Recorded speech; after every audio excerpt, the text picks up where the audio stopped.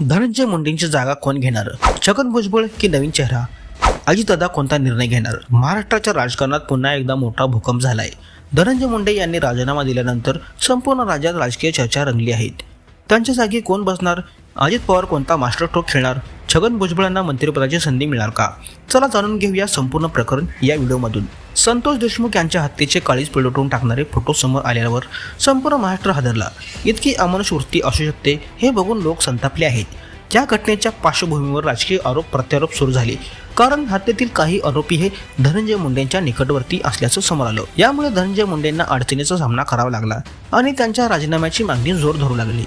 हत्येचे photo समोर येताच मुख्यमंत्र्यांनी धनंजय मुंडे यांची भेट घेतली.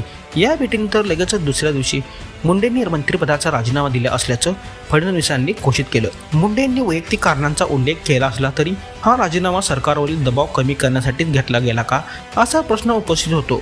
सरकारवरील टीका कमी करण्यासाठी हा राजकीय डाव होता का, असा सर्वसामान्यांना प्रश्न पडला असेल. धनंजय मुंडे यांची जागी कोण, यावर चर्चा सुरू झाली आणि सर्वाधिक चर्चा होत आहे ती म्हणजे छगन भुजबळ यांच्या नावाची. भुजबळ हे अनुभवी नेते आहेत, परंतु त्यांनी काही दिवसापूर्वी अजित पवारांवर टीका केली होती. काही दिवसापूर्वी भुजबळ हे भाजपात जाणार असल्याच्याही बातम्या समोर आल्या होत्या. त्यामुळे अजित पवार यांना संधी देतील का, हाच मोठा प्रश्न आहे. तसे पाहता छगन भुजबळ हे अनेक वर्ष अन्न व पुरवठा विभाग सांभाळत आले आहेत. त्यांचा अनुभव मोठा आहे. महायुतीमध्ये सर्वात कसलेले नेते मानले जातात. त्यामुळे हे खाते त्यांना पुन्हा देण्याची शक्यता नाकारता येत नाही.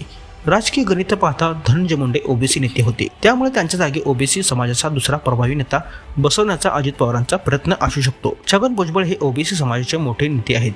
त्यांना मंत्रिपद दिल्यास ओबीसी समाज नाराज राहणार नाही. त्यामुळे भुजबळ हे सर्वात प्रबळ दावेदार ठरत आहेत. छगन भुजबळ मंत्री झाले नाहीत तेव्हा ते भाजपच्या जवळ गेले. त्यांनी देवेंद्र फडणवीस यांची भेट घेतली होती. त्यामुळे भुजबळ भाजपमध्ये जाणार का याची चर्चा सुरू झाली होती. अजित पवारांना हे टाळायचं असेल तर त्यांना मंत्रिपद देण्याचा निर्णय घ्यावा लागेल. त्यामुळे त्यांना पुन्हा मंत्रिमंडळात घेतले जाऊ शकते. भुजबळांना संधी न दिल्यास मराठा नेते प्रकाश सोळंके यांनाही मंत्रिपद मिळण्याची शक्यता आहे, कारण धनंजय मुंडे ही मराठवाड्यातील नेते होते. त्यामुळे अजित पवार बीड जिल्ह्यातील मराठा नेतृत्व मजबूत करण्यासाठी प्रकाश सोळंके यांना संधी देऊ शकतात. तसेच अंमळनेरचे आमदार अनिल पाटील यांचंही नाव चर्चेत आहे. उत्तर महाराष्ट्रात राष्ट्रवादीचा प्रभाव वाढवायचा असेल तर त्यांना मंत्रिपद मिळू शकते. अजित पवार मोठ्या राजकीय डावपेचात आहेत. मराठवाड्यातील मंत्रिपद टिकवायचे की भुजबळांची नाराजी दूर करायची याचा निर्णय अजित पवार कसा घेतील याच्याकडे सर्वांचे लक्ष लागले आहे. अजित पवारांचा हा निर्णय महाराष्ट्राच्या राजकारणाला कोणत्या दिशेने नेतो याकडे सर्वांचं लक्ष लागलं आहे.